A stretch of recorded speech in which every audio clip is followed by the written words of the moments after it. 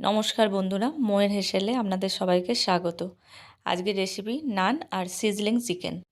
নান বানানোর জন্য ময়দাটা প্রথমে তৈরি করে নেব। এবার ময়দা নিয়েছি 1 কাপ, পরিমাণ মতো লবণ, 2 টেবিল চামচ ইস্ট নিয়েছি, 2 টেবিল চামচ মিল্ক পাউডার নিয়েছি, আর হাফ টেবিল চামচ চিনি, 2 টেবিল চামচ সানফ্লাওয়ার অয়েল।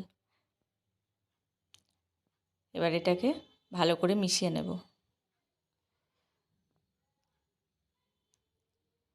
খুব ভালো করে এটা মিশিয়ে নিতে হবে।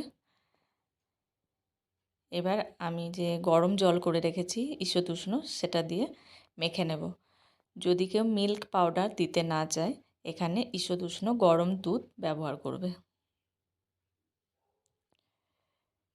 এবার এটা একটু ভালো করে মেখে নিতে হবে।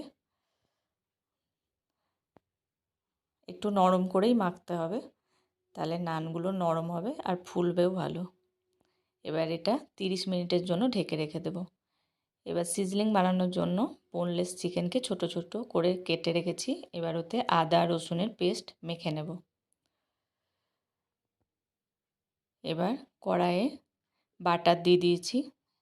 এখানে কেউ চাইলে সানফ্লাওয়ার অয়েল ব্যবহার করতে পারে। বাটারটা গলে গেছে। এবার ম্যারিনেট করা যে চিকেনটা ছিল ওগুলো দিয়ে দেব। এবার ভালো করে একটু ভেজে নিতে হবে বাটারে। এবার লবণ দেব। লবণটা ভালো করে মিশিয়ে নেব।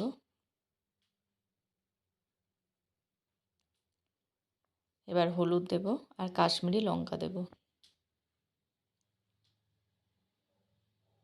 আবার ভালো করে মিশিয়ে নেব। এবার যে ডুমো ডুমো করে পেঁয়াজ কেটে রেখেছি সেটা দিয়ে দেব। পেঁয়াজ দিয়ে ভালো করে নেড়ে নেব একবার। এবার যে ক্যাপসিকাম কেটে রেখেছি সেটা এবার দেব।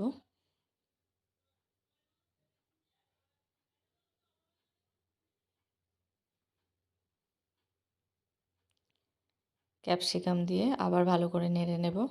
আর ওর সাথে ঝালটা যে যেমন খাবে সেরকম কাঁচা লঙ্কা কুচি দিয়ে দেব। এবার টমেটো কুচি দেব। আবার ভালো করে মিশিয়ে নেব পুরোটা।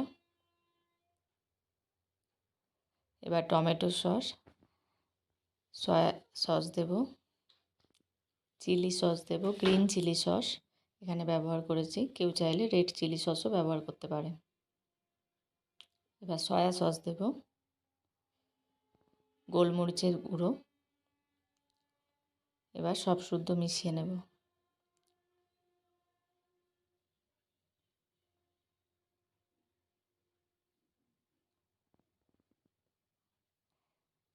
এবার লেবুর রস দিয়ে দেবো।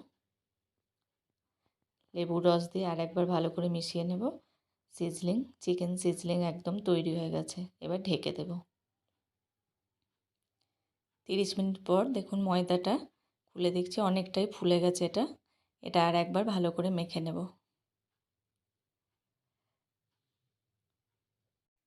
এবার আমি বড় বড় করে লিচিগুলো কেটে নেব, সমানভাবে ভাগ করে। দেখুন ময়দাটা কীরকম মাখাটা নরম হয়েছে। হ্যাঁ, লিচিগুলো এবার ভালো করে গোল করে নেব। এবার ময়দা দিয়ে খুব আলতো হাতে বেলে নিতে হবে।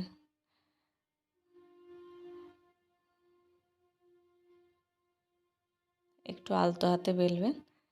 দেখুন বেলা হয়ে গেছে। এবার তাওয়া বসিয়ে দেব ওভেনে। এবার সেঁকে নেব। দেখুন কেমন নানগুলো ফুলে উঠছে।